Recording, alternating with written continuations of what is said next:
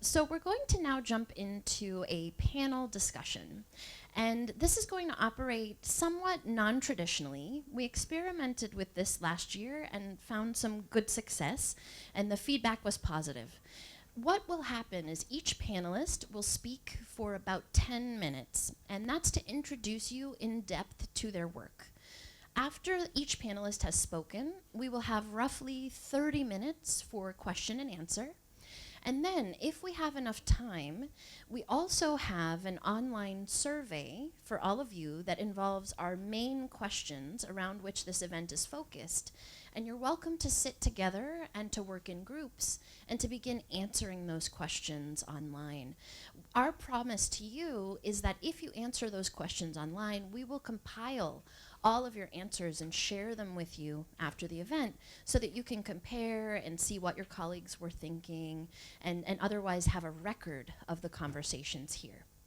Another thing that is an important part of this event is everything is being video recorded. So these videos will be available online following the event. They will be available regrettably only in the language that is spoken. So I'm speaking in English now, that means only English will be represented, but we actually have some wonderful volunteers who have agreed to support us with subtitling and maybe even dubbing into Spanish, French, or English. And so if you give us some time, we're a small team, it won't be immediate, we will eventually have more languages available for those videos. Okay, without further ado, I would like to welcome the first speaker for our panel. This panel is on social and environmental responsibility, and I could not think of anyone better to give us a historical and archaeological perspective on that than my very cherished colleague, Dr. Katherine Sam Peck.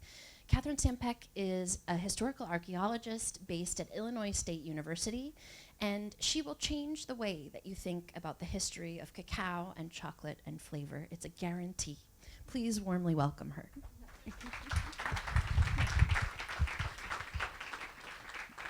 Thank you so much, Carla, for your very kind, very generous introduction. And thank you and Jose for inviting me. I'm very excited to be here, and many thanks to the European Business School also for hosting this event.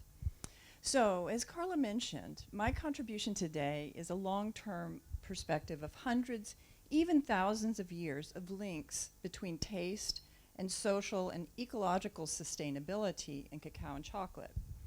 My field research, here we go, heavy hand, in historical archaeology focused on Western El Salvador, particularly the Rio Ceniza Valley, a place that was known by the indigenous name as the Isalcos. There. Our current expectations of chocolate materiality, what it should look, taste, and smell like, and the social and environmental production of chocolate, how it affects people and places, have much to do with a small corner of Latin America a long time ago. Previous scholarship emphasizes chocolate's origins as a precious, rare item and its radical transformation during the colonial period into an everyday pleasure for a wide world of consumers. This narrative focuses on consumers and leaves out producers and their connections to ecological environments and taste. To start, it's almost certainly a mistake to project today's monoculture into the past. Scholarship focuses on Theobroma species, particularly Theobroma cacao. This is an impoverished view derived from industrial chocolate making. And as this audience well knows, today's mass-produced chocolate is almost exclusively made from the seeds of Theobroma cacao. People in Mesoamerica and Amazonia, however, use numerous tree species from the same family as Theobroma cacao in multiple ways. I need one more hand, I'm sorry. Let me do it this way. About 40 species of small tropical trees in the closely related genera Theobroma and Herrania are part of the same family, Malvaceae. This family is almost exclusively South American in origin.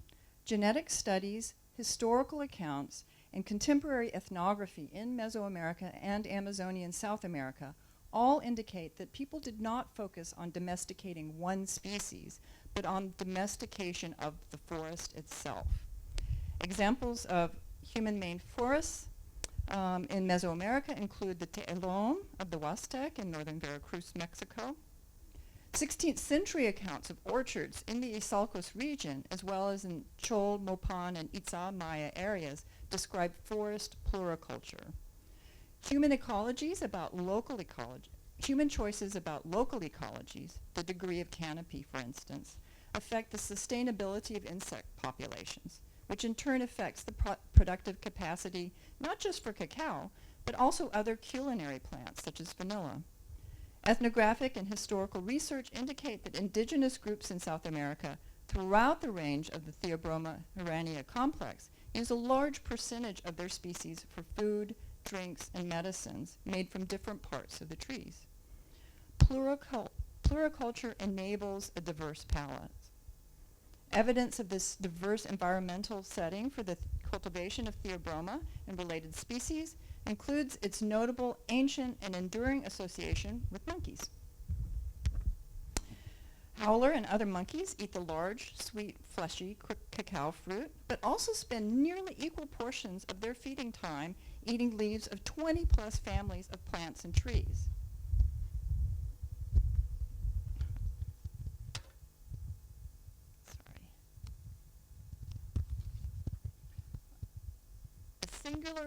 A singular focus on cacao is inappropriate in many ethnographic contexts in the past and present.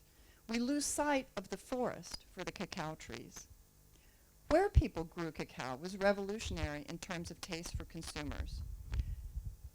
Cacao-related archaeological finds in South America are of tall-necked bottles, which suggest cacao for wine, so fermenting the fruit. These tall-necked bottles first appear in many regions of Mesoamerica in the 12th century BC. After about 300 years, in the 9th century BC, upright spouted globular vessels, they look kind of like a teapot, I won't call them that though, become common in southern Mesoamerica, signaling a shift to a stimulating, not Amazonian-style intoxicating beverage for consuming in a group. This Mesoamerican change to stimulating social sharing of cacao lasts for centuries and is adopted in many other places at other points in time. The social environment of cacao also diversified in Mesoamerica to include potent meanings of fertility, wealth, and exquisiteness. Iconography, writing, and symbols of cacao become more and more common in Mesoamerican texts and depictions from the 9th century onward, precisely the time it becomes a stimulating experience of social sharing. Mesoamerican culinary traditions for cacao foods and beverages are abundant, vibrant, and enduring. These preparations have names today, the same names that they did 1,400 years ago. So Sakha and Kakawaul, you can, these are texts that are 1,200 years old. You can walk down the street in Highland, Guatemala and ask for the same thing. In addition to a ceremonial offering and a celebrated comestible, cacao became a wealth item given in tribute. Not just the classic Maya, but also Mixtec and later Aztec royal courts connected cacao with luxury, wealth, and power. For household ritual use and smaller scale consumption, local small-scale production was and remains sufficient for many regions. By the 14th and 15th centuries, however, cacao became even more important in Mesoamerica as wealth because it became a commodity money. Rather than destroying local cacao foodways, the deepening association of cacao and wealth might have had a reinforced celebration of local cacao food and drink specialties. Because on the one hand, elites could afford to consume exquisite cacao foods and drinks, a material declaration of their power. Numerous texts recount the many ways nobility consumed cacao. And this is a flavor wheel that summarizes about 240 ancient texts and the descriptors for the cacao. Over half of them describe fruity or sweet flavors, and the other half relate to maize and the kind of cacao it is. On the other hand, commoners maintained ceremonial and social uses and even strengthened the concept of cacao seeds, foods, and drinks as payment in rituals. The need for a stable money supply recalibrated probably relatively lower level yield, but more evenly accessible household cultivation to high yield systems. This change in production priorities meant that a few key places gained the most benefit. Because pre-Hispanic cacao was grown as an understory species within a diverse, high canopy forest, harvested trees were dispersed, as were the residences of the harvesters. High-yield cacao cultivation did not occur in areas of dense population and high demands for food and firewood that diminished the forest. The places that did not produce cacao in large amounts were centers of political and social power, such as the Petén in Guatemala, the Valley of Mexico, and highland Oaxaca. For cacao to be important in the social and economic life in these centers of power, it had to be imported. The combination of ascending value, high volume, and local pride grew even stronger during the colonial period and is the reason why chocolate became a household name.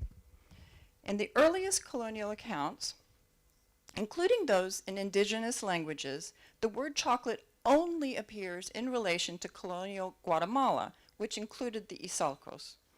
One example is a phrase by a British source: chocolate is to Guatemala as ale is to England.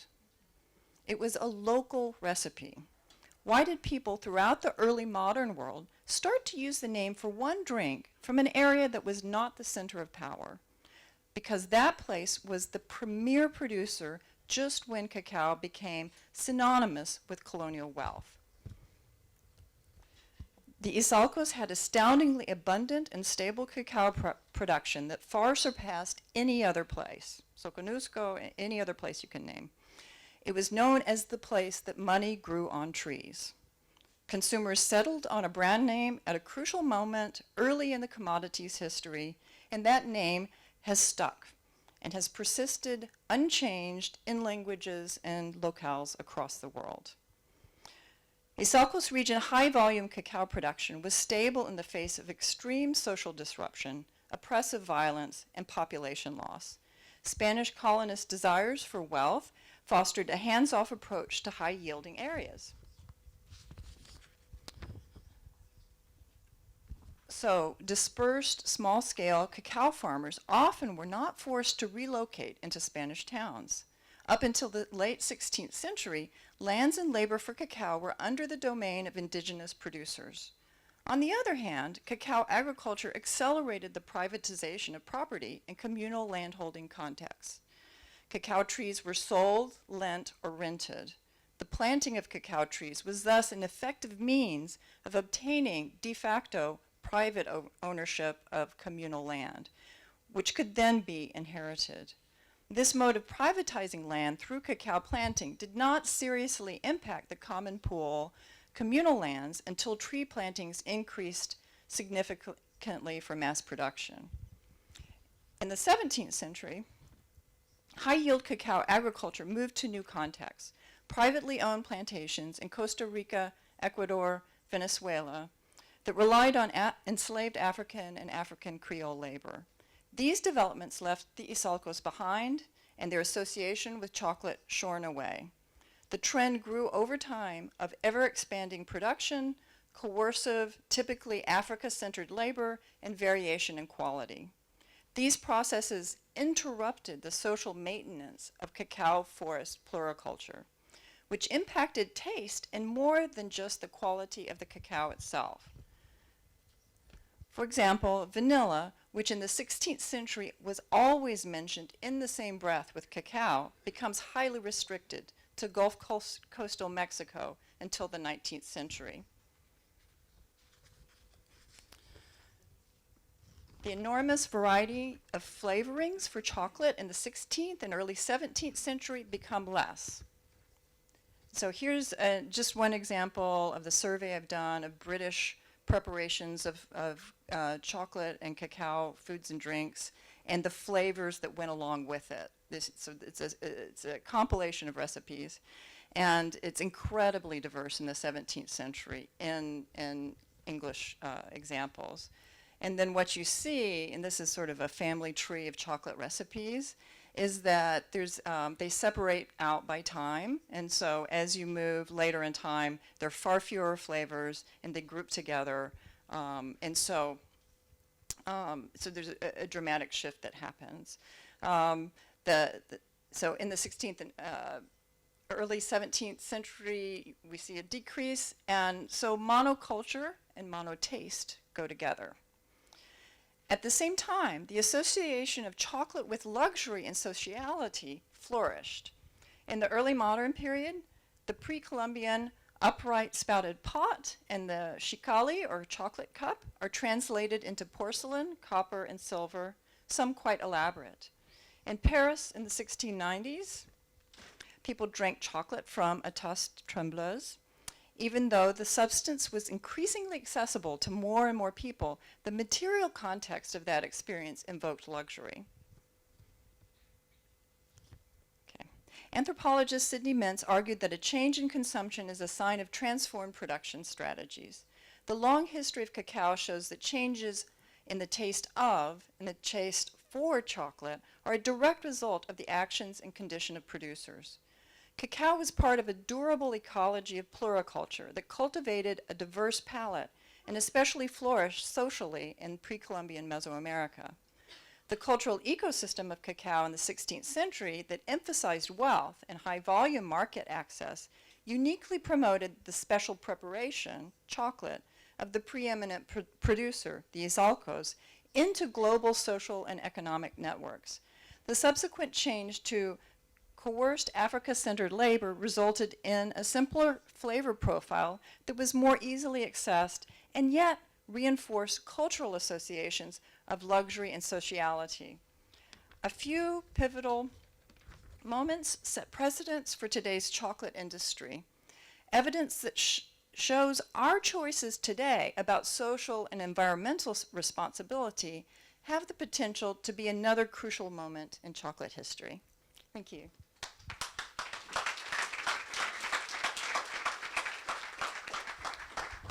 So much, Katie. How many of you knew that chocolate, the recipe, and the word is from Izalcos? Anybody? All right. Okay. So we'll be happy to share Katie's research with you if you'd like to read more about this, but this is a very important change in the history of cacao and chocolate. Next, I would like to invite Dr. Lauren McCarthy of Royal-Holloway, University of London, to the stage to speak about her research, which looks at gender and empowerment in the contemporary corporate social responsibility projects led by major chocolate companies. Please welcome Lauren McCarthy.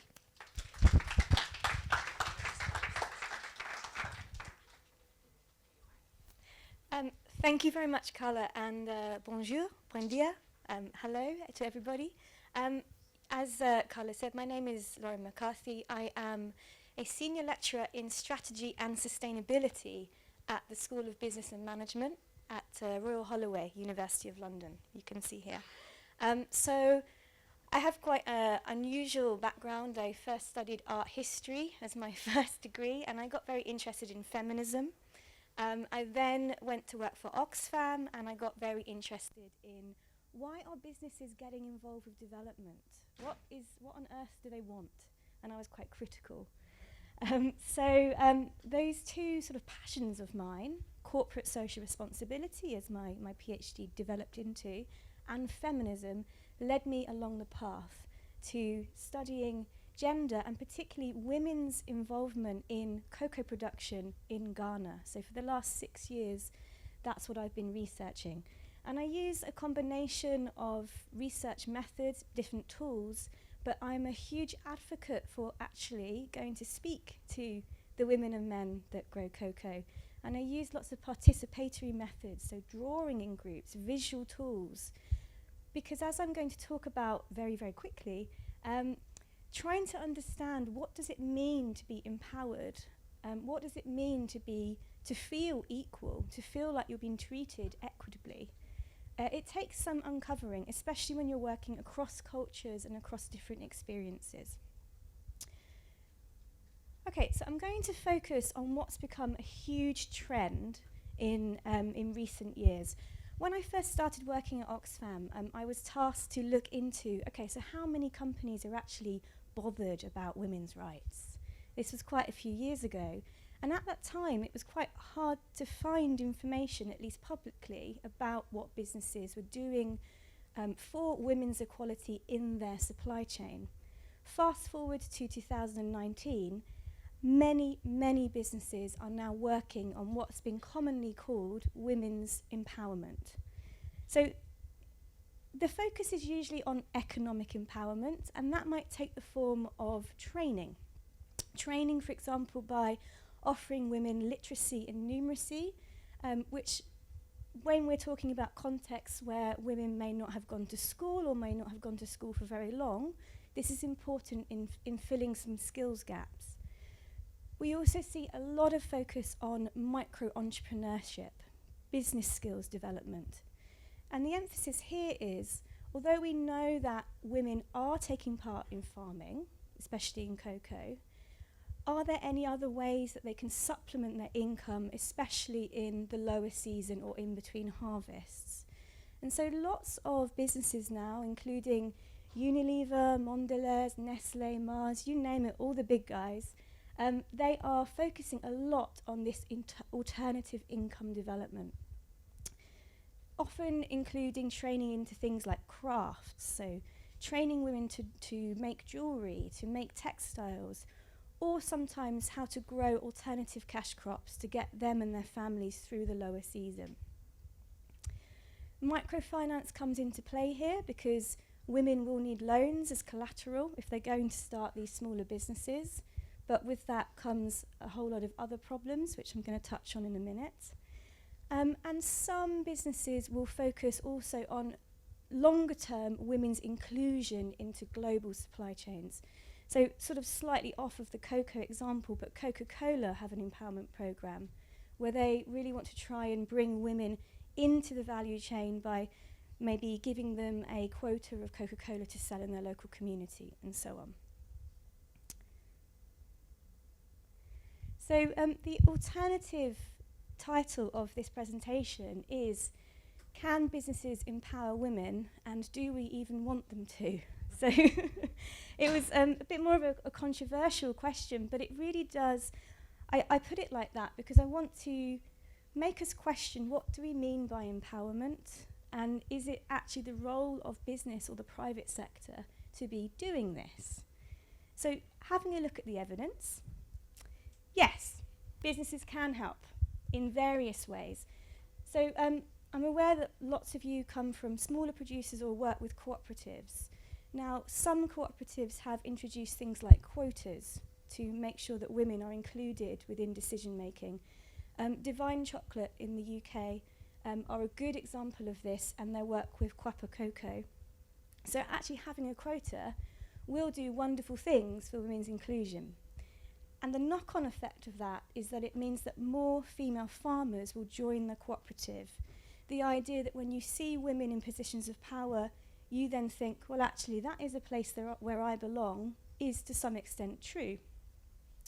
So when you have more women in decision-making roles, then there is some evidence that they have more voice, and this can lead to higher confidence, higher self-esteem. And here we get to that real kind of crux of empowerment, where we're thinking not just about, are women able to make more money? So can they earn more money from their alternative incomes, from higher cocoa outputs, but are they actually feeling in themselves that they have more choice, more agency, and so on? There's also some evidence that when you engage in these kinds of empowerment programs, there's increased land sharing between male and female farmers. Sometimes this is for instrumental reasons. So some cooperatives will offer a kind of gift when you sign up to be a member or when you sell cocoa to that particular cooperative. And so what we found was that men were saying, okay, I'm going to apportion some of my land to my female relative because then we'll get double the gifts. So it might be instrumental, but the knock-on effect is we're seeing more women involved in cocoa farming. So you sort of take these opportunities where you can and when you can. And the other thing, and I think this is tied to that, the idea of self-esteem and confidence, is that we've seen much more, to borrow a very old-fashioned term, consciousness raising going on.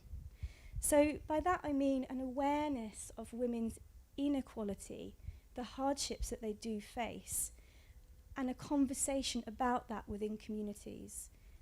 And this is important not just for the women and men themselves, the farmers, the producers, but also for staff that work in the NGOs that are often involved in these projects, and in the businesses in Ghana and in the UK, for example. So consciousness raising, starting to have those difficult conversations about what does it look like to be in an inequitable business is really important.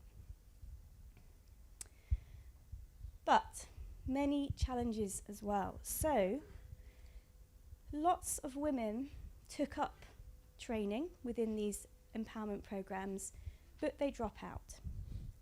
Lots of women start to engage in crafts or alternative incomes, but the quality is often not good enough for entry into markets. Why? Because women have already got so much stuff to do. Yeah, it's a common observation for women all around the world. But as soon as you add into the fact that we're talking about contexts with no electricity, no water, long distances to walk to get those things, simply making a meal turns into a whole afternoon's activity. So for businesses, for NGOs engaging in these programs, to then ask women to spend more of their very constrained time doing the training, setting up a small business, and taking these risks is a massive ask. And it's not surprising that it often doesn't work out. Also, I think often, and this is probably a little bit to do with the nature of business and the quarterly focus of seeing outputs and results, women's empowerment doesn't take, it's not going to operate on a quarterly basis. It takes a long time. And empowerment is a process that's not often linear, but more has setbacks, starts again. In fact, it probably looks more like a messy squiggle than a linear process. This means that programs need resourcing and leadership that's going to be longer than, say, a year. So a lack of resourcing, a lack of leadership means that often these programs, they start off with a lot of fanfare and then they sort of die slowly. Men. So women's empowerment projects, as you can probably tell by the title, tend to focus on women and women only.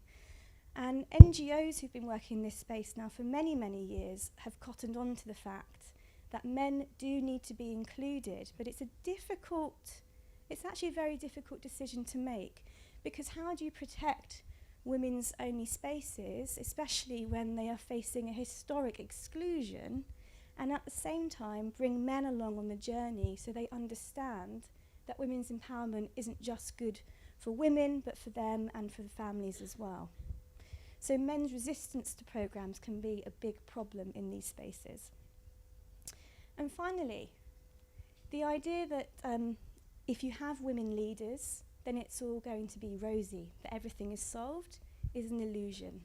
So we found lots of cases where when women made it to the top, they started to ostracize, to exclude other women from following in their footsteps. And I'll explain briefly about that. So why do we have these challenges? To put it simply, I think there are three sort of problematic assumptions that we still see in the CSR women's empowerment space. So first of all, there's an assumption that women are naturally collaborative.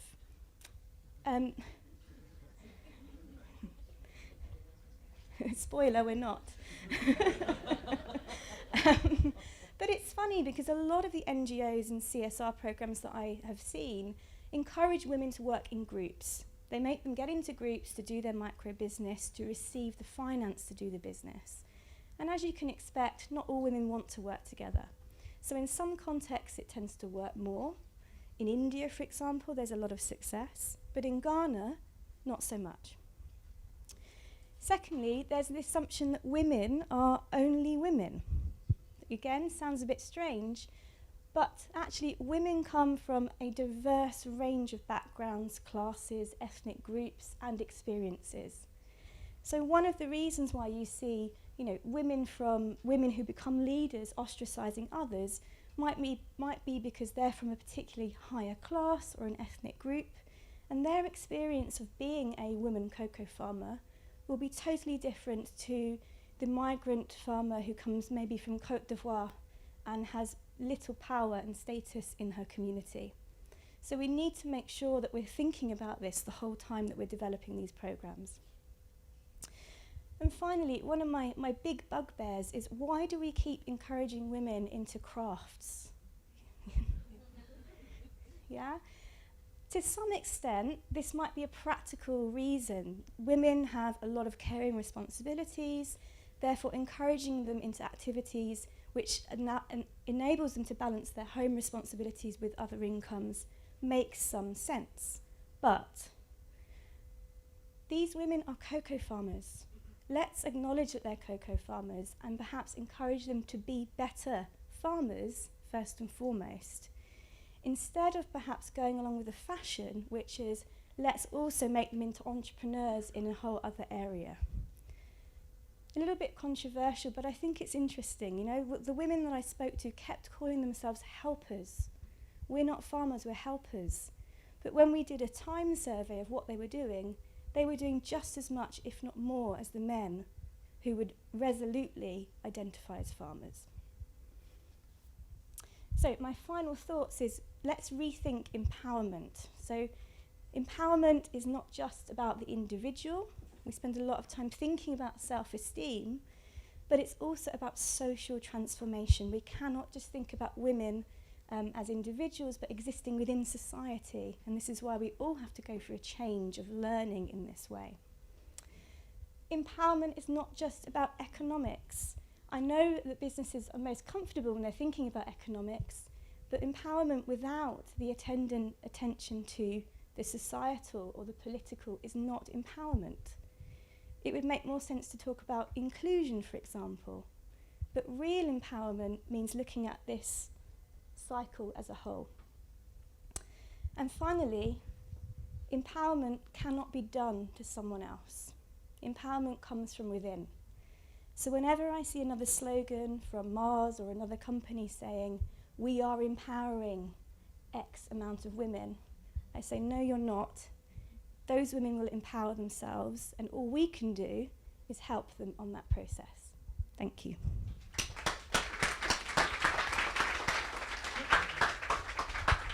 Thank you so much, Lauren. Okay, so we've now thought about the history of social and environmental responsibility. We've thought about contemporary issues, in this case related to gender and empowerment.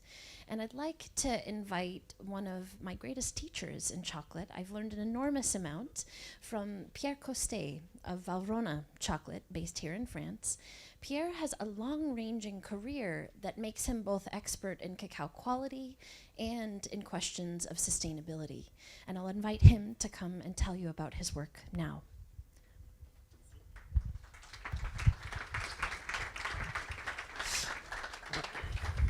Yeah, thank you. Je vais parler en français pour vous distraire un petit peu, donc je vous laisse le temps de prendre vos casques. Comme ça, j'en profite pour remercier les traducteurs. Tout le monde est bon? Donc, bonjour à tous. En effet, je suis un employé de la société Valrhona, une chocolaterie qui est basée en France, au sud de Lyon, et qui produit du chocolat depuis près d'un siècle, principalement pour les meilleurs pâtissiers, chocolatiers, restaurateurs du monde entier. On a donc une grosse activité dans le B2B. Mais aujourd'hui, je viens vous parler d'un programme que nous soutenons avec 8 autres partenaires. Ce programme s'appelle Cacao Forest. Pour préparer cette intervention, je suis donc allé sur le site internet de l'événement. Et en effet, j'ai trouvé qu'il y avait, pour reprendre ton introduction, j'ai trouvé qu'il y avait des questions très difficiles, mais très intéressantes, qui font un peu écho à cet étrange malaise qu'on finit tous par avoir en tant que client, finalement, consommateur. Et à un moment, on finit par se dire, mais quand j'achète ça, est-ce que, bon, c'est de bonne qualité, je l'aime bien, mais est-ce que par hasard, il y a un petit enfant à l'autre bout de la planète qui paye ça pour moi? On finit vraiment tous par se sentir coupable de ça. Et puis, en plus, dans le monde du cacao et du chocolat, ça commence vraiment à être étayé par de nombreux rapports indépendants, des études indépendantes. Donc, je vous en ai mis une là, un rapport d'une organisation française qui est très intéressant, qui date de 2016, donc on n'est plus dans la polémique. Et c'est vrai que tous, on finit par se demander si quand on choisit un produit de qualité, finalement, on a fait le bon choix. Alors, ça fait très longtemps, en fait, que Valrhona se pose la question de ce que c'est qu'un produit, un chocolat de qualité. Donc, je pourrais pas, c'est pas l'objet aujourd'hui de vous parler vraiment de tous les aspects de la qualité d'un chocolat et d'un cacao, mais pour nous, il y a eu un déclic dans les années 80 quand on s'est dit qu'il fallait on voulait faire du bon chocolat pour les meilleurs professionnels du monde. Et parmi les éléments nécessaires, il y avait le besoin du coup de se rapprocher vraiment de la partie amont, de production de cacao, pour trouver des bons cacaos. Et en fait, Valrhona est situé dans une zone en France où on a des très bons vins, beaucoup de fruits, tout ça. Et donc, nous sommes tous baignés en France, et puis c'est devenu une notion mondiale, nous sommes tous baignés par cette notion de terroir. Le terroir, qui est passé dans beaucoup de langues aujourd'hui, et qui est la combinaison de 3 éléments. Le terroir, c'est la combinaison donc de bonnes variétés ou de bons clones, associés à un environnement favorable et des systèmes de culture favorables, et une transformation adéquate. Dans votre bouteille de vin, vous avez le cépage, le lieu où ce cépage a été introduit et puis où il a poussé, et puis vous avez bien sûr le vigneron. C'est ça le terroir. Ça fait donc près de 30 ans que nous cherchons non pas des bons cacaos, mais nous cherchons des bons terroirs. Et donc il s'agit d'hommes, de femmes, de lieux exceptionnels avec des climats bien particuliers, des sols particuliers et des variétés. Ce qui arrive aujourd'hui, c'est qu'il faut passer de cette notion de terroir qui date un peu, en fait, à une notion vraiment de territoire durable. On reste sur cette dimension géographique, mais en introduisant dans la notion de qualité donc des notions plus vastes de durabilité économique, sociale et environnementale. Alors, je vais vous parler justement des aspects environnementaux. La notion de terroir, donc, c'est lié fortement, notamment, à un système de culture. Voilà, sur cette photo, vous avez un système de culture qui commence à se développer fortement, qu'on trouve beaucoup en Afrique de l'Ouest et puis maintenant en Amérique latine. Donc cette mer un peu là, assez uniforme d'arbres que vous voyez sur la photo, je ne sais pas si ça marche, non, c'est pas grave. Ce sont donc des cacaoyers qui ont été taillés à 2-3 mètres de haut, ils sont tous identiques. Hein, c'est un clone particulier qui a été implanté là. Ils sont tous greffés. Voilà.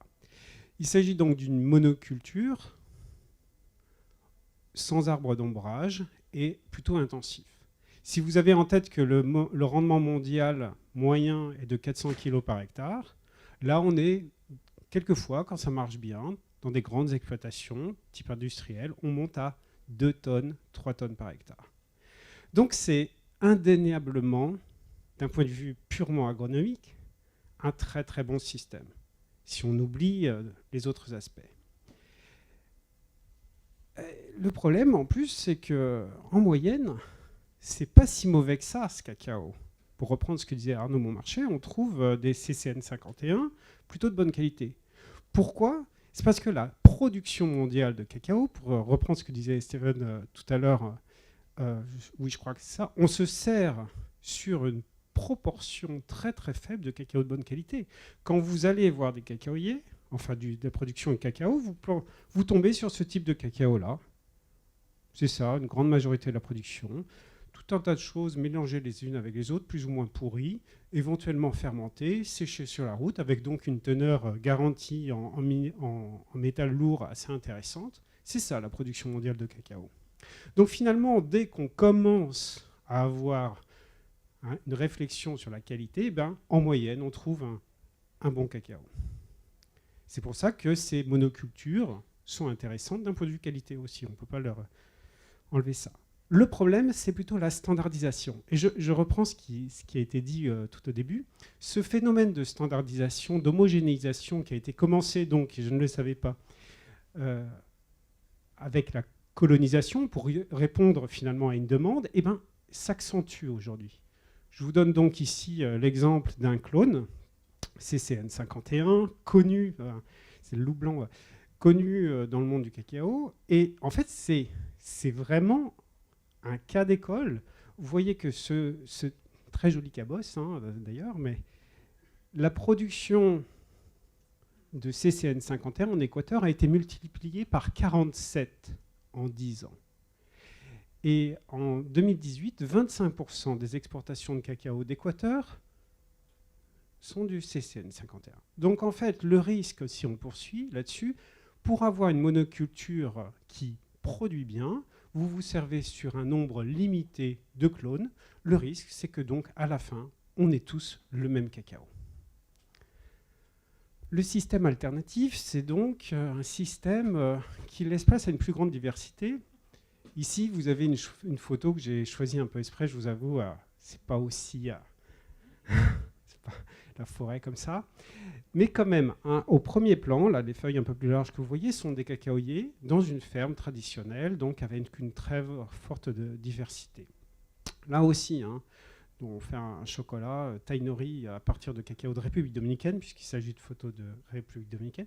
Un cacao très typé, très intéressant, avec des arômes camphrés notamment et fruités très intéressants.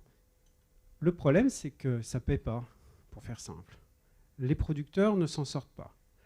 Il y a tout un tas de raisons. Une des raisons, c'est sans doute le rendement. Le rendement, comme je vous le disais, c'est en moyenne 400 kg par hectare. Dans cette ferme-là, on est à 600-800 kg par hectare. C'est le double. Mais c'est toujours pas assez. C'est vrai qu'il y a des problèmes, beaucoup de problèmes, notamment de prix, etc. Mais un des éléments, c'est que tout simplement sur une ferme, comme vous le voyez ici sur la gauche, sur une ferme, il y a en réalité très peu d'arbres qui produisent. Sur la gauche, vous avez une petite carte, 1000 m². On en a pas mal comme ça dans le cas de Cacao Forest, des parcelles témoins. Une petite carte où, en rouge, on représente les arbres qui produisent réellement sur 1000 m². Il y en a 3. Donc, c'est pas assez. Et en fait, c'est connu.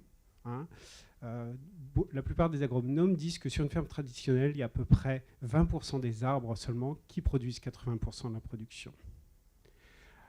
Si on prend ça comme une bonne nouvelle, c'est que ça veut dire que les autres arbres présents sur la ferme pourraient produire d'autres choses. Et en effet, en République dominicaine, on trouve à peu près 42 espèces végétales différentes sur une même ferme. Enfin, sur plusieurs fermes. En tout, 42 espèces et en général 8 à 9 différentes sur une même ferme. Et en effet, on a fait une étude précise. Il y a beaucoup de produits, comme vous voyez sur la droite, la colonne de droite, beaucoup de produits différents, agricoles, qui, d'un point de vue économique, sont potentiellement très intéressants. Donc la diversification de l'activité du producteur a un réel potentiel. Le problème, c'est que si on creuse ces systèmes, si on va dans la compréhension de ces systèmes à la fois agronomiques et économiques, on se rend compte que ce n'est pas si simple que ça. Sur ce schéma, vous avez 3 types de systèmes de culture, type 1, type 2, type 3, on va dire du plus simple vers le plus diversifié. Et on fait des analyses économiques de ces systèmes.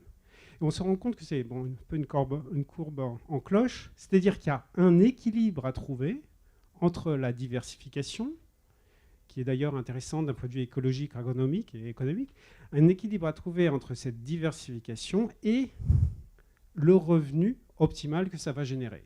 Si on diversifie trop, ça finit par avoir un effet inverse. Ça veut dire donc qu'en fait, on doit vraiment travailler, pour revenir à ma notion de terroir tout à l'heure et de territoire, à l'échelle même de la parcelle, il y a un équilibre à trouver entre culture du cacao et diversification. Il faut donc, c'est pour ça qu'on a lancé ce programme avec d'autres partenaires, Cacao Forest, et l'idée c'est de travailler, d'inventer, de trouver, en fonction du contexte local, les bons systèmes qui permettront aux producteurs d'avoir des revenus beaucoup plus importants. Notre objectif est de doubler le revenu des producteurs par hectare, et en même temps, pour nous, de nous servir, parce que nous ne sommes pas une ONG, de nous servir en cacao de bonne qualité. Donc nous sommes associés avec beaucoup d'autres partenaires du monde de la recherche, le CIRAD, une ONG qui s'appelle Earthworm Foundation, qui est spécialisée dans l'accompagnement des filières, des coopératives en République dominicaine, puisque le projet a lieu pour l'instant en République dominicaine, des chocolatiers, une école en agronomie et une association qui est intéressante ici, puisqu'il s'agit de l'association des relais desserts qui se revendiquent eux-mêmes comme les 100 meilleurs pâtissiers chocolatiers du monde. Et l'idée, donc, c'est de réunir dans cette sorte de club tous les intervenants de la filière, depuis le producteur jusqu'au pâtissier, dans notre sens, pour qu'ensemble, nous réfléchissions donc à de nouveaux systèmes plus durables. Nous pensons... C'est une hypothèse que nous faisons. Nous pensons que la solution est dans des systèmes agroforestiers intensifs. On parle d'intensification écologique. J'hésite toujours à employer cette expression parce qu'en elle-même, elle est polémique, bien sûr. Mais il s'agit pourtant bien d'intensifier le système de production, produire non pas plus, mais mieux par hectare, en ayant bien en tête les aspects sociaux. Et dans les aspects sociaux, je prends beaucoup en compte les aspects culturels, sociaux et culturels, économiques et environnementaux. Nous avons travaillé en République dominicaine sur 3 zones différentes du pays. Pourquoi la République dominicaine? Parce qu'en fait, pour être honnête avec vous, le contexte est plutôt favorable. La production locale est faite en des systèmes agroforestiers peu intensifs, qui sont en général certifiés bio, et la plupart de la production est bio. La République dominicaine est le plus gros producteur de cacao bio. Alors, il se dispute avec le Pérou, ça change d'une année sur l'autre, mais le plus gros producteur de cacao bio au monde. Donc, il y a un contexte favorable qui nous permet déjà de tester ce modèle avant de le dupliquer directement en Côte d'Ivoire. On n'a pas voulu tout de suite affronter l'Afrique de l'Ouest. Et le principe, en fait, est simple. Il s'agit d'un programme de recherche appliquée. On fait du prototypage. C'est ce qu'on a fait après des années de diagnostic. Là, donc je vous ai donné quelques résultats. On a fait 3 ans de prototypage avant l'année prochaine de passer à une échelle beaucoup plus forte. Donc là, ce projet concerne quelques dizaines de fermiers. Donc je ne revendique pas du tout en termes d'impact un nombre de fermiers. L'idée, vraiment, c'est d'abord, c'est pour ça que je vous ai dit que c'était un peu complexe, c'est dans ces domaines, nous manquons réellement de sciences et de scientifiques. C'est-à-dire le monde du cacao est un peu autosanguin, donc consanguin, pardon. C'est pour ça que je suis ravi de voir des intervenants qui ne viennent pas du sérail habituel. C'est très intéressant. Et finalement, on a tendance à toujours reprendre les mêmes recettes pour essayer de résoudre des problèmes qu'on n'a pas résolus jusque-là. Donc là, c'est vraiment un projet de recherche avec les producteurs. C'est-à-dire qu'on met des experts au service des producteurs et pas l'inverse. Les producteurs ne sont pas des sujets d'étude. Hein. Il s'agit bien plutôt, par contre, de se donner les moyens sur le terrain de changer la donne. Le premier axe, c'est d'inventer avec les producteurs des systèmes qui permettent donc d'atteindre l'objectif de doubler le revenu généré par hectare. On a réalisé 30 ateliers différents avec 35 producteurs. Vous voyez, c'est pas beaucoup. Et des techniciens agricoles, à la fois du monde privé et du ministère de l'Agriculture et l'organisation locale du cacao, la Commission nationale du cacao, en utilisant beaucoup de méthodes inspirées de sciences de l'anthropologie, la sociologie, pour réellement, dans les groupes de travail, prendre en compte les différents groupes, hommes, femmes, jeunes, vieux, sachant officiellement les techniciens et non sachant les producteurs qui n'osent pas parler quand il y a des techniciens. Et pour aussi, ces méthodes ont été utilisées pour prendre en compte tous les aspects culturels, très très importants. Ça ne sert absolument à rien de vouloir planter des orangers si localement vous avez une croyance, qu'elle soit vraie ou pas, qui vous dit que les orangers ne vont pas fonctionner avec les cacaoyers. C'est totalement inutile. Donc on a besoin d'inventer des systèmes qui non seulement économiquement, écologiquement, agronomiquement sont viables, mais qui en plus conviennent aux gens. Il faut que les gens soient d'accord, tout simplement. Sinon, ils n'adopteront pas ces idées. Donc on a passé près d'un an, il y a une thèse sur le sujet, et donc les résultats sont en cours de publication. Pour un an, donc pour arriver à la conception de 4 prototypes qui sont testés, plantés cette année sur un réseau de 36 parcelles expérimentales. Et nous allons suivre, donc en comparaison à des témoins traditionnels et des témoins plein soleil, pour avoir vraiment des données et identifier les systèmes les plus favorables. L'autre axe, c'est l'axe économique. Inutile, donc, de recommander de planter des orangers ou des avocatiers s'il n'y a pas de filière avocat intéressante. Ça semble une évidence. Je pourrais vous citer des programmes par la suite où, en fait, souvent, nous, agronomes blancs de 50 ans, nous avons plein de bonnes idées. Et en fait, une fois que c'est rendu sur le terrain, c'est absolument pas adapté. Et donc là, on a besoin d'impliquer dès le départ les autres filières. La filière avocat, la filière fruits, etc. C'est pour ça que tout de suite, on arrive non seulement à des notions de système agronomique sur la parcelle, mais aussi de système économique au niveau du bassin de production ou même du pays. Par exemple, nous avons identifié qu'il y a un fort potentiel pour la mise en place de chaînes courtes de vente de légumes bio issus de ces fermes vers des marchés, supermarchés bio de la capitale. Dans tous les pays producteurs, il y a une classe moyenne qui a les mêmes besoins que les classes moyennes ailleurs, de produits frais, locaux si possible, et bio, c'est encore mieux. On a généré 13 000 € de chiffre d'affaires en 6 mois avec ce test. Ça montre que ça marche. Par contre, on a eu plein de soucis, notamment en logistique, etc. Donc, dans la phase d'après, on va travailler avec les producteurs et les coopératives pour qu'elles aussi diversifient leur activité, qu'on passe de coopérative cacao à coopérative cacao plus courge, plus orange, plus avocat. Ce n'est pas une mince affaire, pour réellement développer ce type de filière courte. Troisième aspect, donc, c'est tout ce qui est accompagnement de l'innovation, qui passe par des formations, sur tous les aspects, gestion des exploitations, mais aussi formation en agriculture, puisque en fait, on va demander à des producteurs, c'est eux d'ailleurs qui demandent, de diversifier leur production. Donc ça veut dire qu'il faut qu'ils sachent planter du cacao, mais aussi des orangers et des avocatiers. Ça ne s'invente pas, en fait. Donc il y a une complexe...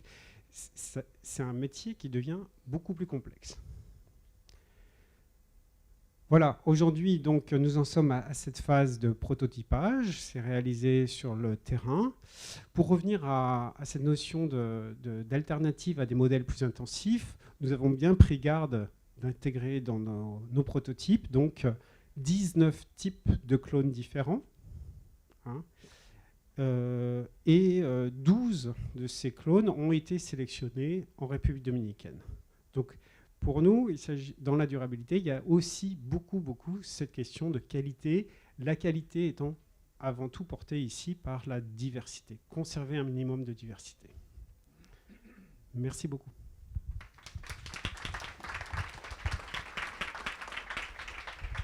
Thank you so much, Pierre. And so now you've heard an example of a project that is bringing together academics and companies and NGOs to try to engage in specific goals toward sustainability.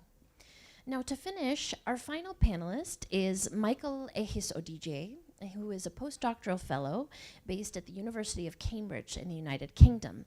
Michael was unable to join us in person today, so he's actually submitted a video to all of us, and we'll play it now for you to watch.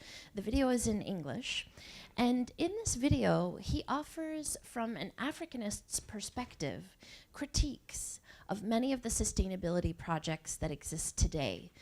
I think that his perspective is enormously important given the state of the industry today, and I hope that you'll enjoy hearing from him by video.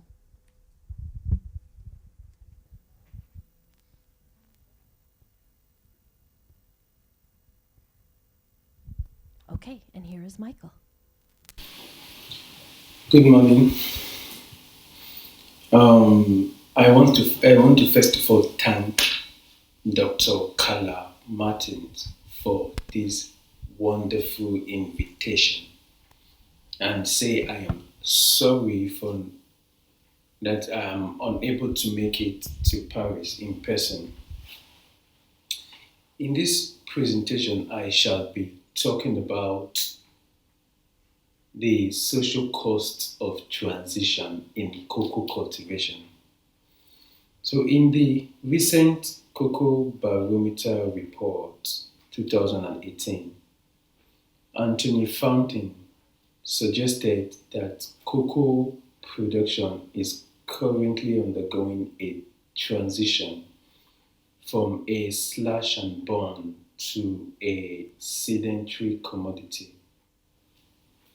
Part of our research is to understand the cost of this transition. So I figured I should talk about this in relation to Côte d'Ivoire. Now we all know that historically cocoa has been a slash and burn commodity. Planters occupy a piece of forest land, burn it down, plant cocoa trees, and then after 20 to 25 years, they migrate to a new piece of forest land. The cycle goes on and on. This explains two things. One, it explains rotation in cocoa production center. And two, even more importantly, it explains the link between cocoa cultivation and deforestation. The best statement of this is produced by Francois Roth in his cocoa production model, 1995. Now, because forest land is a finite resource, after complete deforestation, planters either have to, one, diversify to a different crop, or two, transition to a post-forest cultivation. Most, if not all, cocoa sustainability programs have to do with transition. So I figured I should talk about the cost of this transition, because transition comes at a cost. To the degree that there is any advantage to using slash and burn, then what is the cost of transition? What are the social costs? If we can understand the cost, is it worth it? This is a question worth asking, because cocoa planters in West Africa do not consume cocoa. They plant cocoa simply as a means of livelihood. So if the cost of transition is too high, then we should ask, is it not better for them to diversify instead of transitioning to post-forest cultivation? So broadly, our research is an attempt to develop an understanding of cocoa cultivation by gaining insights into its dependence on a complexly configured and changing socio-ecological system. That is how cocoa production is embedded in a complex and ever-changing socio-ecological system. We do this with the aid of the adaptive cycle heuristic, theoretically. Now, researchers have shown that history tends to proceed through a period of growth, institutional stability, crisis, and reorganization. Growth, institutional stability, crisis, and reorganization. This echoes the use of adaptive cycle as a heuristic device for understanding socio-ecological systems. Lance Goodancy as well as C.S. Hollins are the best people to consult on this. Now this model, I won't be talking too much on this model because there's no time, but the model is used to theorize process of structural change in complex systems, also to identify patterns, traps, transition, etc. It represents an extension from traditional conception of ecological succession, growth, conservation, to now include crisis reorganization. Now, adaptive cycle can help us probe into the structure, the broader interaction that produce cocoa production and track changes in this interaction. So what we are studying is not so much cocoa as it is the structure producing cocoa cultivation, and then understand how the changes in this structure and what are the implications of these changes on cocoa cultivation. So in our research, this is just how we applied adaptive cycle to cultivar. We used 3 interactions: land or forest land, labor, and the political dimension. We used the interaction between these 3 variables to understand cocoa cultivation and cultivar. So when we did this, the cycle from exploitation started in 1945. Pre-1945 was a trap because of colonial policies. There's no time to get into that. 1945, when the colonial regime decided to promote indigenous cocoa plantation, they first of all abolished forced labor, which was one of the traps. And then they encouraged people from the northern part of Côte d'Ivoire, which is unpropitious to cocoa cultivation, to move to the south. That's just in labor. In terms of forest land, they undermined traditional land ownership in order to facilitate slash and burn. That's this movement from one piece of forest to another piece of forest.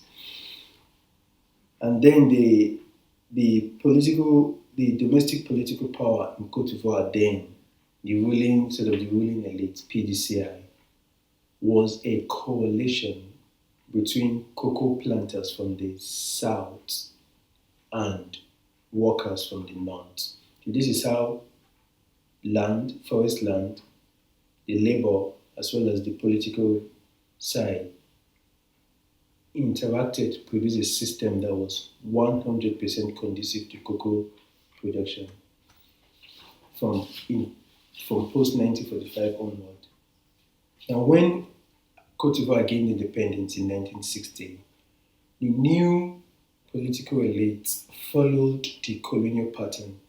Félix Houphouët, the first president of Côte d'Ivoire, basically said in 1961 to 3, that land belonged to whoever, forest land belonged to whoever cultivates it.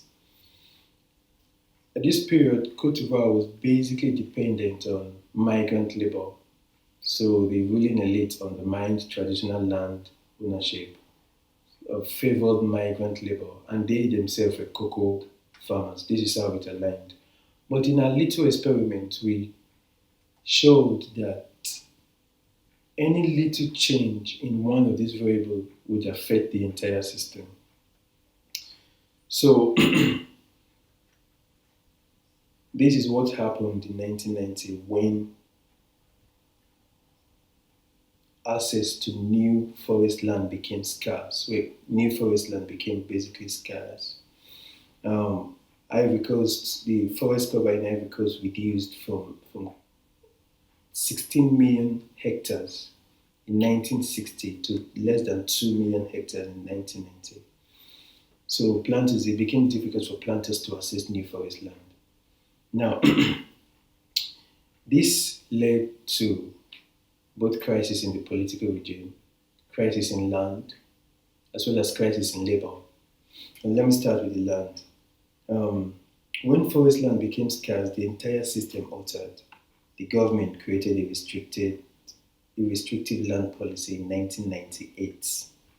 Before then, in 1995, the ruling coalition, which was basically cocoa planters and cocoa workers, broke down. So the Northerners formed their own party. Then the cocoa planters from Baule also continued with the old political system party. So there was a crisis in not just forest land, but also in the political system, as well as in labor. So the World Bank, for example, argued that international migrant stock in Cote d'Ivoire the increase in international migrant stock ceased for the first time in 1995. So just within a very short period from 1993, 4, 5, 6, 7, 8, you had crises in both the political angle, the forest land angle, as well as the labor. I'm explaining the labor now. Migrant stock reduced from 40.93% in 1990 to less than 8% in 1998. Why is this the case?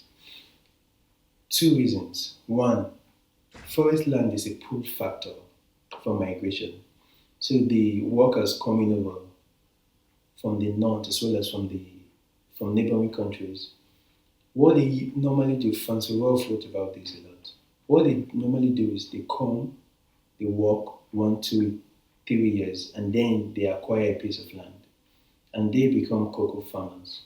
So now that access to new piece of land is very difficult, there's no sort of incentive for them to come over to Cote d'Ivoire. This led to shortage, not just in forest land, but also in labor. Ironically, researchers have shown that in post-forest cultivation, that's after normal forest land, planters need more labor to cultivate. So Francois Rolfe, I think in one of his research, he estimated roughly 3 times more labor. In our current research in Cote d'Ivoire, it is difficult to find a sort of uniform estimate. But we've been able to come up with a figure of 3.5 times more labor, but it varies.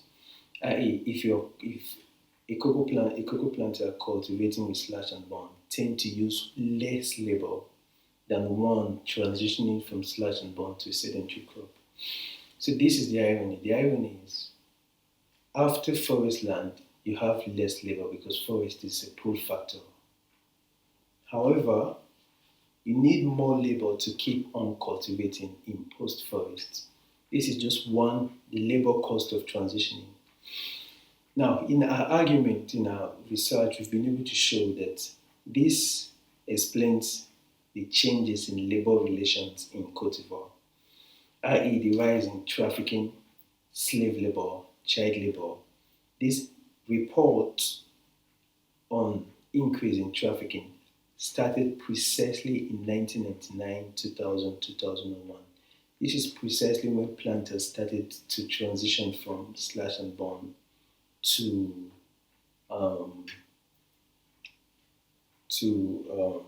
a sedentary crop. However, to go back to the adaptive cycle, This is the period of release that the changes in this interaction ought to lead to: 1. Reorganization to a new system, or resilience, continuity. That is, the reorganization would be diversification, while the resilience would be post-forest cultivation. So just the labor cost of post-forest cultivation is a change in the labor relations in Côte d'Ivoire. I don't know how many of you are familiar with Tulane field studies on child labor, showing a massive increase just between 2008 to 2015. This is one of the costs of transition.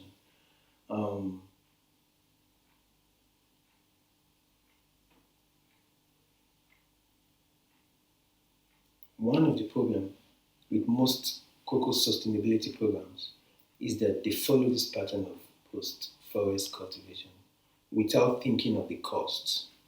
So all we are doing is just describing the cost in terms of labor. There are also costs in terms of planters now need more fertilizers, more pesticides. So if you look at the price paid to cocoa farmers now, it is higher than the price paid in 1980s and as well as 1970s. Yet cocoa planters are poorer now because they are having to spend so much in terms of just cost of production. Because the cost of production in post-forest is completely different from the cost of production in forest land. So our argument basically is that the system, the socio-ecological system, is currently not configured for continuity. It's not configured for cocoa cultivation. However, cocoa sustainability programs are promoting cocoa at any cost or at all costs. These include fair trade, UTZ, Rainforest Alliance, Cocoa Action, all the sustainability programs. The main goal under the sustainability programs are to keep on producing cocoa. And now I refer you to an article by Valerie Nelson and David Phillips, I think from Natural Resource Institute. The article is entitled Sector, Landscape, or Rural Transformation. The thesis of the article is that current approaches to sustainability have the function of helping to sustain the industry under deteriorating conditions. This is resilience. This is post-forest cultivation. This is the transition. The article suggested that if stakeholders actually have cocoa planters in mind, then they ought to start from understanding the system and then ask, is this system conducive to cocoa continuity in cocoa cultivation? To conclude, there's no time. Our argument is that most of the problems in cocoa cultivation, in cocoa production today, this includes both environmental problems, poverty, issues relating to labor, can be solved by diversification away from cocoa cultivation, because the system that foiled cultivation in the past is no longer configured to do so. The conspiracy of the states.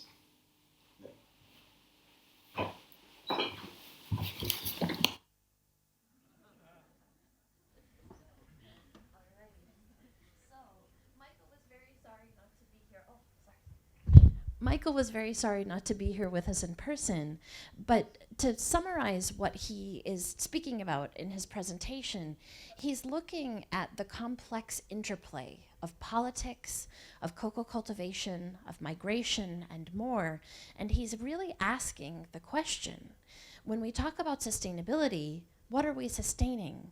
Are we sustaining cocoa producers, or are we sustaining the supply of cocoa? And one of the things that he begins to argue in his research is that in many situations, the best thing for cocoa producers might be for them to stop growing cocoa. And is that something that people are comfortable addressing today? So as you can imagine, this is a controversial argument.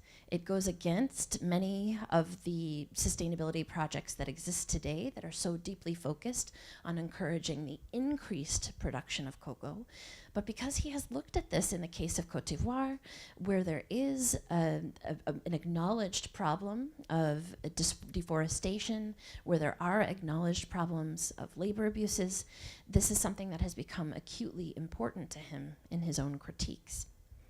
All right, so I would like to invite our panelists to the stage to begin a discussion about social and environmental responsibility more broadly. And I will take poor Michael's face off of, it's maybe not, there we go, that's a little better, okay.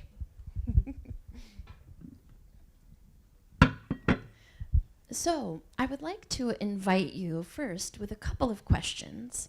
And one is I would like to ask for your reactions to this idea that perhaps sustainability, when it is sustaining purely the cocoa supply, may be divergent to the interests of cacao producers. So perhaps the way we could phrase it is, were someone to say, in fact, maybe no matter how much we love chocolate or how much we love cocoa, the best thing to do might be to encourage cocoa farmers to stop growing cocoa. Were that the case, how would you react? Would anyone like to begin? So I'll start with the historical example of this, because I talked about how the Isalcos was this birthplace of chocolate, and that they were these intensive producers. There are no cacao farms in that region at all now. There's a little bit of local households in their house yards, but there are not extensive orchards anymore. So this is a place that made a choice that this was no longer sustainable with the way the market had shifted. Cacao supply went up because it moved to these other places. But as far as the local economy, it very much took a different turn. So. I find that point quite interesting in light of what I was saying at the end of my presentation, where lots of female cocoa farmers are being pushed into alternative livelihoods. Sometimes that's diversifying the value chain, like you were talking about, Pierre, often into crafts and so on. When it's put, as Michael and yourself have put it, I'm starting to think, well, actually, maybe this will put them in good stead. And the other thing that comes to mind is, I think that the environmental degradation, the unsustainability of the land itself, the increased use of fertilizers and so on, will actually push this issue out of our hands. It will just become the fact that we can no longer grow cocoa in this way, in this location. And so then the question for us as academics, professionals and so on is, what do we do then? Do we just throw our hands up and say, sorry guys and girls, we're out? Or do we help transition or diversify now, knowing that we've got this crisis coming our way? Yeah, it's a good question for a chocolate maker. It's true. And I agree, in fact. I agree that sometime, maybe very soon, we will have to say some people, yeah, you should stop. And it's quite easy to say that because due to climate change, whatever, some people will have to stop. So there's no longer, that question is over, in fact. So another way to answer to your question is that I think it's not only a cocoa problem, it's more an agricultural problem. The global way of producing food, in fact. So, because, and how you imagine agriculture. If I am in a extremist way, I could find two ways. Either I push industrialization, no more farmer. Either I sustain farming agriculture. And I think that's the right question. So it's not even about growing cocoa or not. It's about farming with farmers or industrialization. And I think we could manage in the future having two ways maybe of cultivating cocoa, two ways very connected to the price also. So in some places, they would push an industrialization to really, really, really reduce the costs of production in a more or less sustainable way, because industrialization may have very huge impact on environmental issues. But okay, maybe we could have this type of systems industrialized with targeted to some markets, but no more farmer. It is what we have done in France. The figures are frightening. In fact, the number of farmers have decreased a lot. So, what will we do with the farmers? So, we have to think about a way to make sustainable farming agriculture, and it's going through diversification.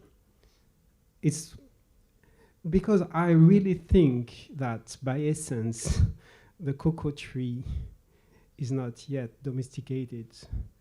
And if we want to keep a huge amount of various types of cocoa tree, we need diversified way of cultivating it.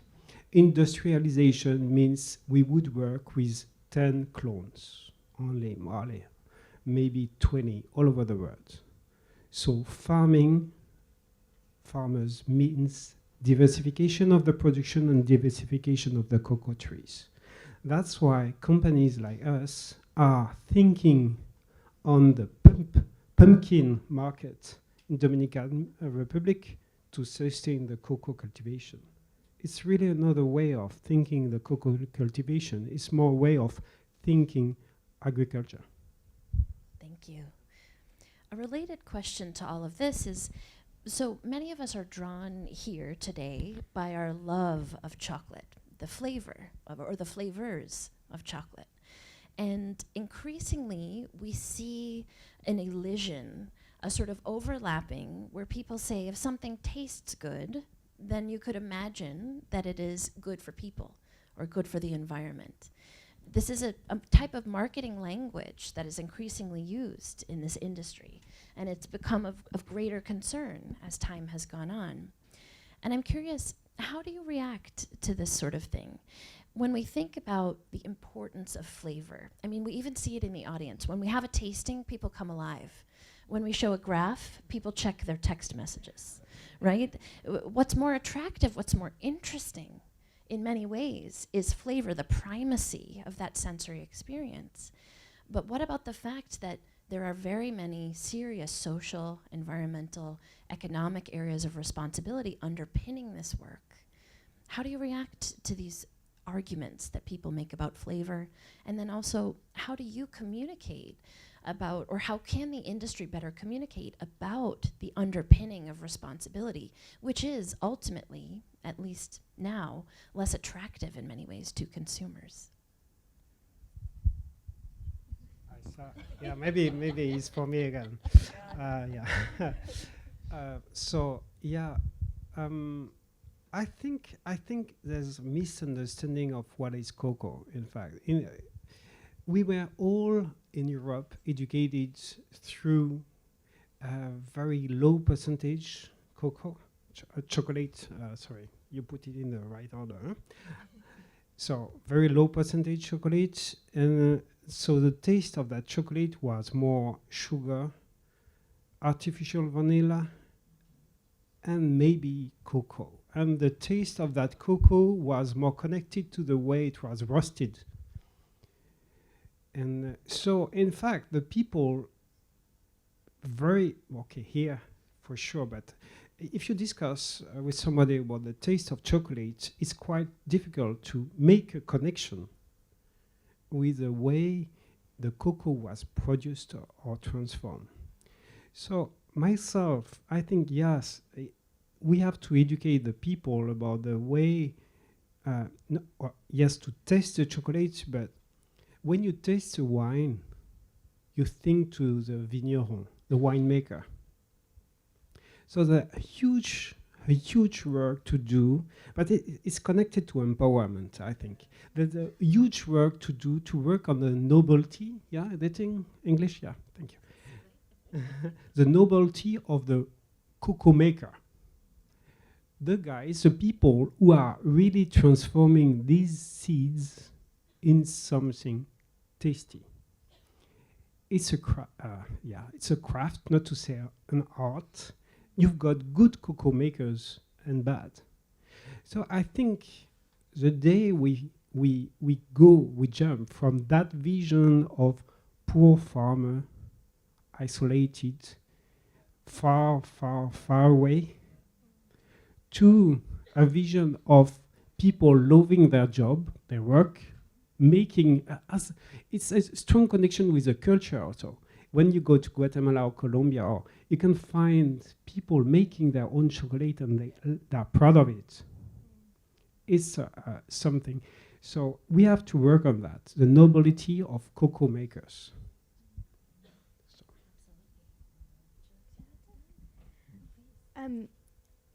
It just came to my mind that even the way that we show images and talk about producers based in South and Latin America versus Sub-Saharan Africa is very different. Yeah. And I think that narrative still of Sub-Saharan African countries struggling and there's images used are often kind of sad and you feel compelled to buy out of pity. And I wonder if that narrative is ever actually going to be an empowering one. And actually, as you're saying, connecting that with craft, buying out of pleasure rather than out of pity is probably what we need to cultivate. But then, just to draw on one of my colleagues' works, Gianna Eckhart, she's written a book called The Myth of the Ethical Consumer. And she really does, she's a controversial character, but perhaps we are always only going to communicate to a subsection of consumers who do care. And then what do we do to bring on board the other 70% of people that ultimately they quite like the crappy stuff? They like sugar and they don't really care. So if we're going to rely on the consumer to make us behave in ethical and sustainable manners in our business practices, we're on a highway to nowhere. And that's why the motivation to do it, because it's good to do, because it's moral, is so important too. So that's mine. So this is making me think of a couple of things that we might, I think there is an interest that's really developed in the last few years especially about more interest in flavor and more interest in where things are coming from and starting to make those connections that you can see single origin bars in the checkout lines at the grocery store and some things like that weren't available. And so there is some interest. And so I think we're coming around historically back to some origins in a sense, because very much pre-Columbian cacao was centered on where it came from and the nobility and the craft of those people who were making it. And that carried through in the early colonial period in the 16th century, where there was a lot of interest in where it was coming from. And then taking just the cacao and making it a local product in the way that you made your chocolate.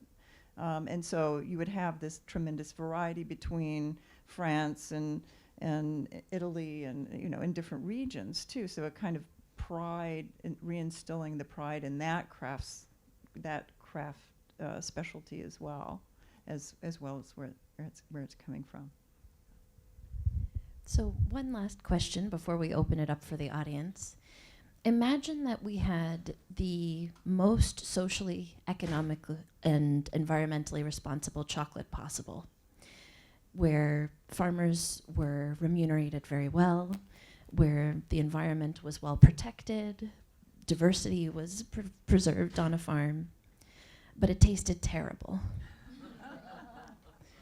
So imagine that we had an ugly, disgusting chocolate, bitter, astringent, maybe 90% sugar, right? Whatever you could imagine.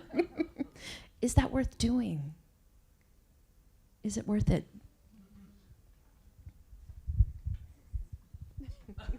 No way. No. No. That's why I'm quite comfortable when saying in some places to some farmers, maybe you should change. So somebody decided that chocolate should be a commodity, cocoa should be a commodity, and that chocolate, 20 years ago, chocolate was for children, and it became little by little something for grown-ups also. So we may decide altogether that cocoa is not sustainable if we grow it like that without any limit.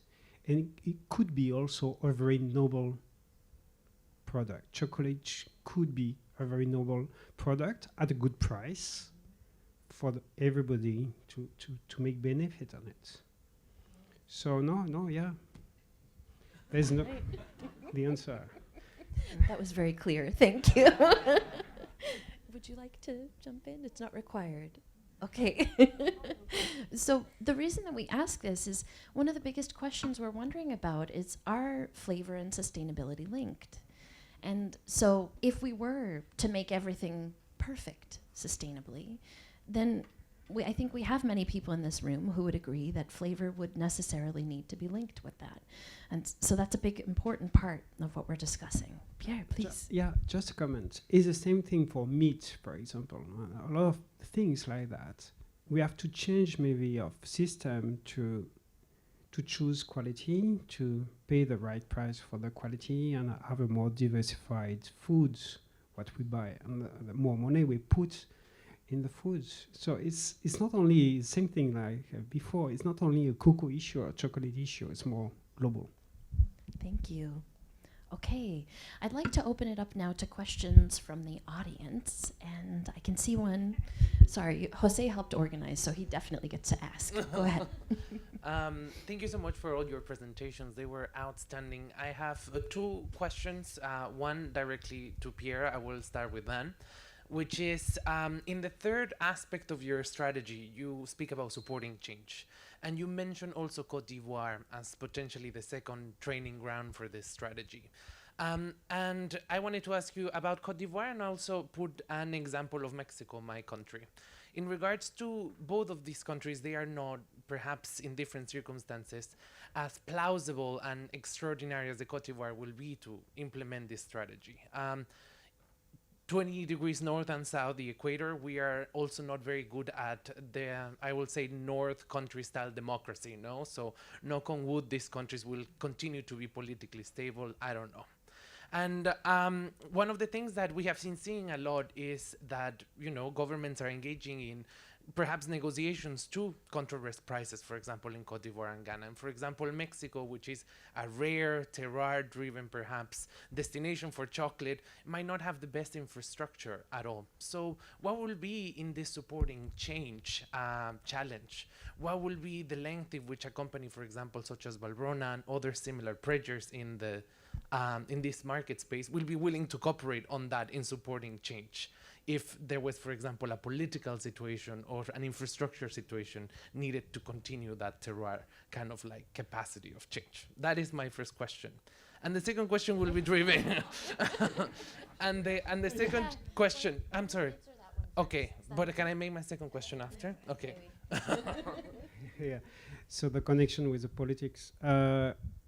Well, there's no way you can change things without involving the local organizations and politics. So that's why maybe we started in Dominican Republic working because it's smaller, and we've got better involvement, stronger involvement in Dominican Republic. So we are currently working with a Greek ministry in Dominican Republic and the Commission Nacional del Cacao in Dominican Republic. But to go. We do that prototype to have leverage effect after at the level of the country, and we are I'm quite happy to say that those prototypes we had a very good recognition from the local authorities, and they really stamped the project as good for Dominican Republic, and that's why we double the budget next year for 3 years, because we receive huge amount of money from the French government because we had the approval of the authorities. So little by little, like that, showing the things, making experiments, social experimentation is possible.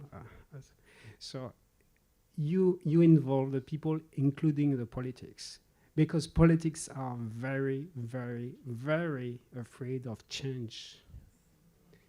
So showing at a small level that yes, it's working, and the people are happy, they will vote for you. So it's working, but start small. And my second question, of course, for Katie and Lauren will be, we talked about, for example, the possibility which, for example, in countries in Central America, Mexico, there will be no more cacao production to the extent that we would like for local and international markets. Now we will see perhaps the monetization of the chocolate consumption cultures, the cultures of Mexico, the ones that you have studied, Katie. And of course, it comes also with the empowerment, not only of the cocoa grower, but also of the chocolate tradition makers. Last year in the Conservatory, we had a quote that became very famous, that nobody buys champagne out of the pity for the champagne grape growers. No, it's not in the Bof Clicquot label, which we will talk about it. Do you see this monetization of culture as a potential also problem for the monoculture of taste that surrounds the specialty industry, and of course for the empowerment of the supply chain as well? Think about that one. So when you say that a problem, you mean development of the internal market and that being a challenge to the global systems. Well, sure, that is going to be an issue, but it's also, if you're looking at long-term sustainability, I think that's where you're going to have a really solid foundation, is this sort of rediscovery and local infrastructures that are going to support the craft and the development, and having Ecuadorian cacao, chocolate and the cocoa butter and all of that coming from there is not just important for tourists who might be visiting and want to take a bag or two of something back with them, but it's for that local market to know that this is an important product that's ours, and it's really different from, say, even Peru. And I could see that with the development, and again, it has to do with food systems, right? And if there's more of a shift towards emphasizing local infrastructures and local food systems, there's going to be the development of that broader support.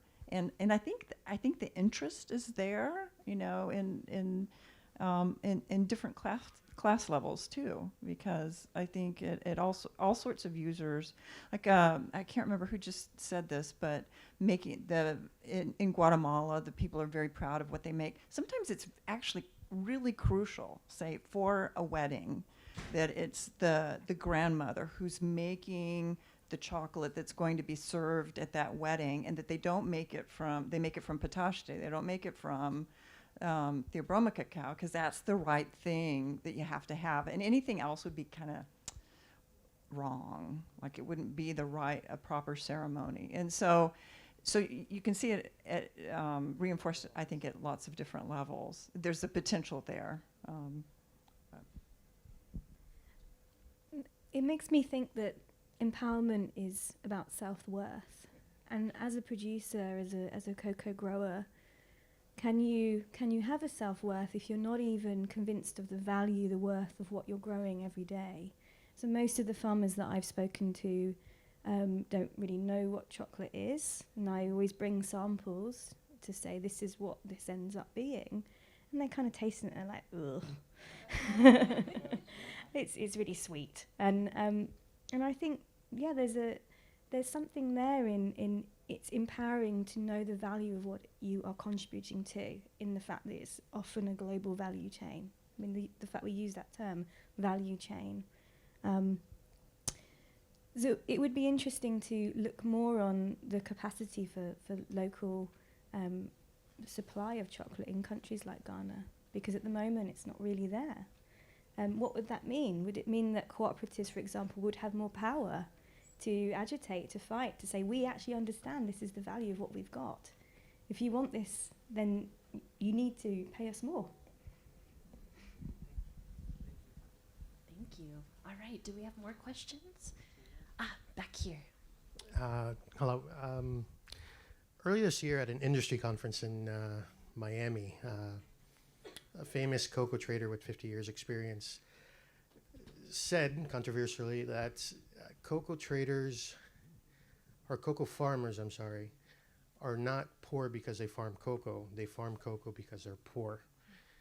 And also went on to say that a country like Ivory Coast could simply pay $300 more per ton to the producers by eliminating the tax that they put on exports, implying that the governments of these producing countries should bear more responsibility for the sustainability of cocoa rather than pointing fingers at the industry. I was just, to all three of you, if you agreed with his statement and what your thoughts are on the subject.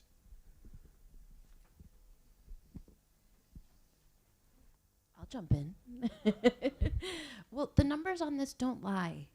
It's very, very clear where the vast majority of value in this industry goes, and it does not go to Cote d'Ivoire.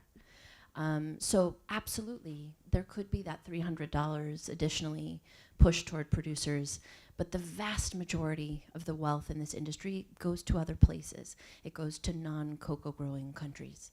And so there are always ways of changing inefficiencies, of moving small amounts of funds.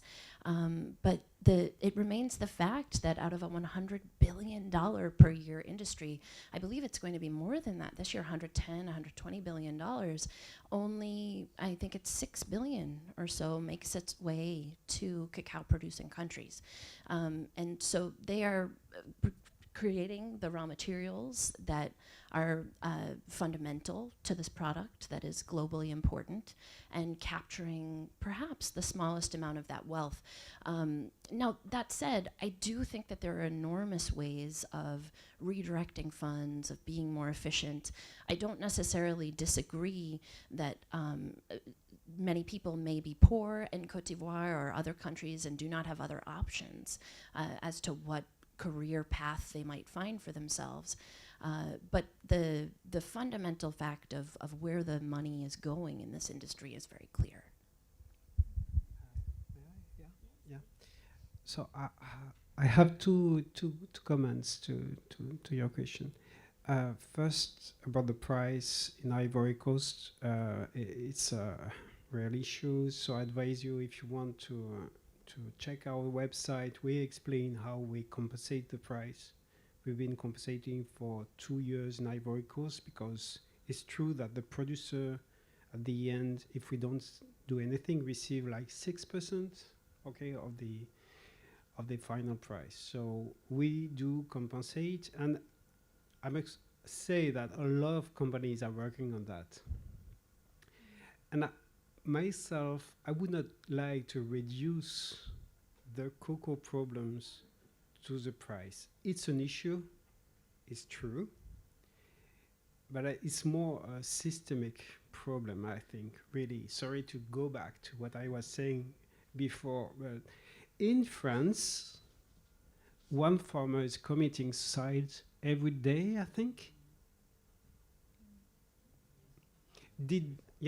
I think commit suicide. They are dying. Commit suicide. Suicide. They're committing suicide. They're taking their lives. Yeah, every day. So, and currently we've got a movie, I can't remember the name of that movie, explaining showing to everybody in France the actual situation of farmer in France.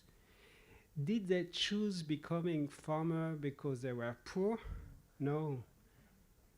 They chose becoming farmer because they had the farm. And I think it's more about how to rethink agriculture with the people.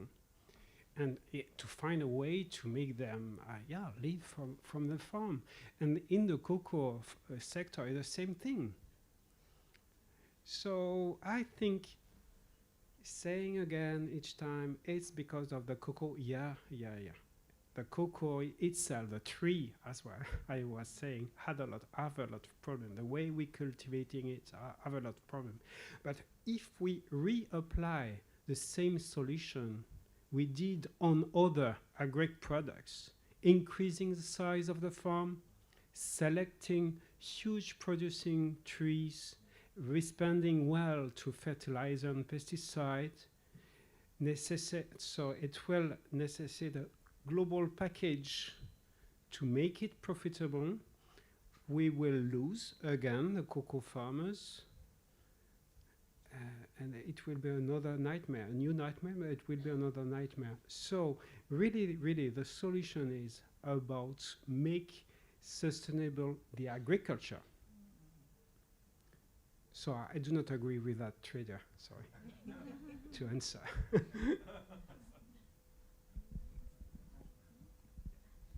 And I just again put that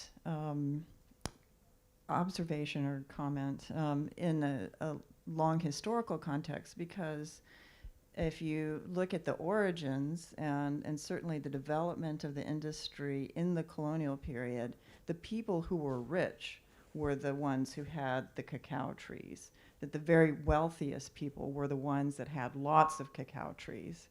And that became the point of oppression. And so the ones who had the most trees were the ones who had to pay the most tribute. And people inherited those trees, and it became the burden of the orphans, if their parents died, to pay the tribute that they were due because of the trees that they owned. And so it became this really oppressive system that was predicated on being connected to cacao farming was what a wealthy person did and had. So we've seen this reversal. And I think another point, too, about farming and supporting the system of farming is that farming is a choice about life, too. Do I go to the city and get a job and become a wage earner, or do I want to continue living in this place, investing in it, and being, it's a different mode of organizing your life. It is very important within family networks. And so in many ways, they may not have the most cash on hand, but they're very rich in other ways, and that they want to keep sustaining that. So I think that's the job, is to find ways to, again, it's the whole agriculture system that needs to be rethought and reinforced in certain ways. Thank you for that question. I see we have another right here. Well, I wanted to add something there, because the question is, of course, who is then the cocoa farmer? Côte d'Ivoire, I'm working in Côte d'Ivoire, so on the east you've got landowners that've got 10, 20 hectares. They're called cocoa farmers, but they've got all the workers on the farm to do the work, and those people are really poor. And they're not making a choice to do that. They come from Burkina or Mali, they got no income, they're very poor, and that's not a positive choice. Yeah? So it's a bit, people don't make positive choices. You can make positive choices if you have a society that provides you with choices. Those rural societies are not societies where you have choices. If you didn't go to school, and 67% of the farmers that we interviewed did not finish primary education, kids don't have work, adults don't have work, young adults, kids, they shouldn't be working, of course. So I think it's a bit a definition issue. What is a farmer, what is a cocoa farmer, and what is not? The poverty sits really with those people that do the work, that don't have any rights in the area, and they have to think about what to do with them, because that income level is very, very low. So I don't believe in the positive choice thing, going to the cities or not. It is people try to survive. I know that farmers in France have a very difficult life, but I can tell you there's more kids dying of any kind of diseases under 5 years old because of lack of, in those areas. So that's not a comparable thing. And I think we need to be a bit careful about that. The situation is really terrible out there. If you are coming from Burkina, trying to find make some money. If you're a landowner in the east specifically, it's not that bad. If you have 10 hectares, and the people that I meet definitely didn't come off the plantation that morning, they have other people doing the work for them. So it depends a bit on the definition of farmer. I think that's very important. I have a question for Lauren, if I may, on the women empowerment. So we're trying to do some things there as well, and of course we hear a lot of these ideas of NGOs like ours, people that are not entrepreneurs, trying to tell other people that are not entrepreneurs becoming entrepreneurs. So you already know what's going to happen. It's not going to work. Yeah? And it is. I haven't seen any real successful diversification for women activities in my career. I've seen hundreds of the initiatives. I haven't seen any successful ones. But we do know that women in Ivory Coast work at least, do 50% of the work in the cacao sector. So what's your advice of how can they benefit more from the income? Because the income is there. They just don't get their share. I think the diversification for women is just an excuse for the men to not give anything to the household in the end, because the women gets the additional money. And the additional work, you mentioned it, is nobody's going to do the dishes for her at the end of the day, is it? So she still has to do that. So what could you advise us to do to get more equal distribution of that income that comes from the cacao, where she's working quite heavily, to her as well, as despite of just mainly going to the man? Well, there's two particular interventions that I've seen have some promise, but I haven't seen the final impact evaluations, so who knows.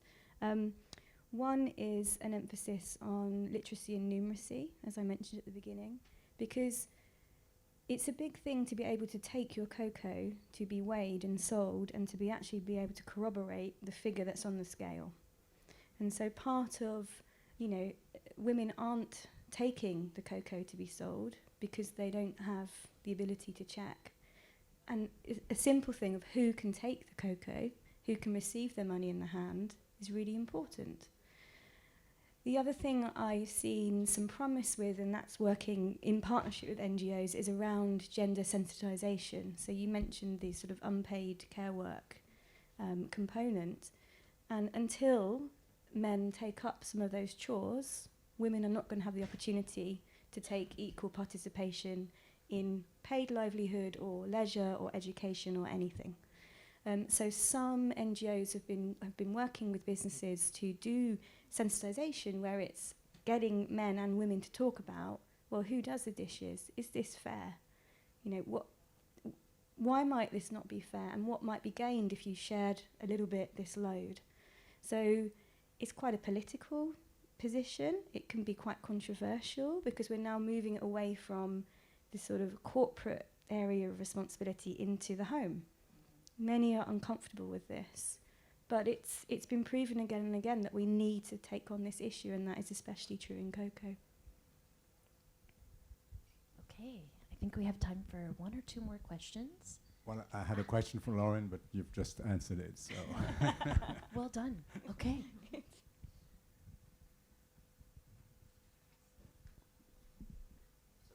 Yes, right here. I just wanted to shift the conversation for a moment to talk about price on the other end. And it's hard for me to think about the responsibility of taste without imagining price increases at the retail level or at the producer-maker level. And I would just like to encourage us to discuss perhaps what those repercussions might be, or how comfortable we are with knowing that there are prices that are going to have to increase even more.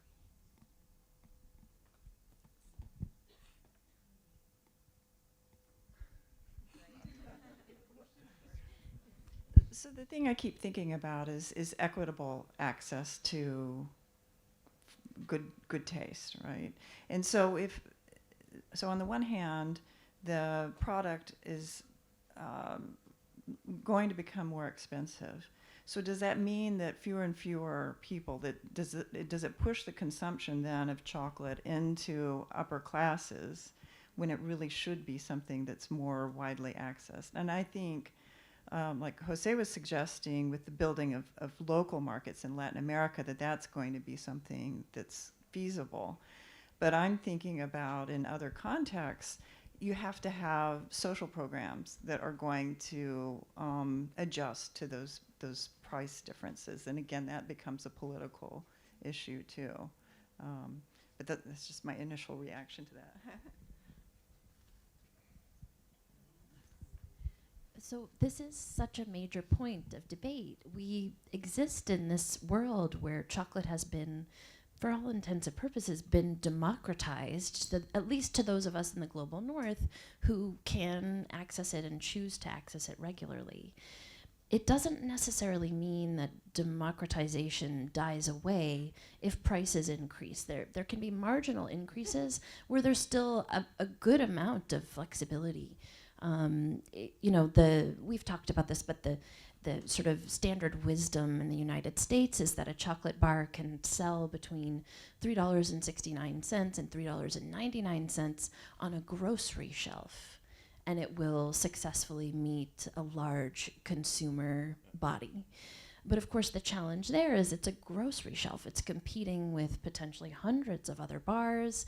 It is designed to be sold at scale. So much of the money is made not based on the individual price, but on the selling of thousands of items.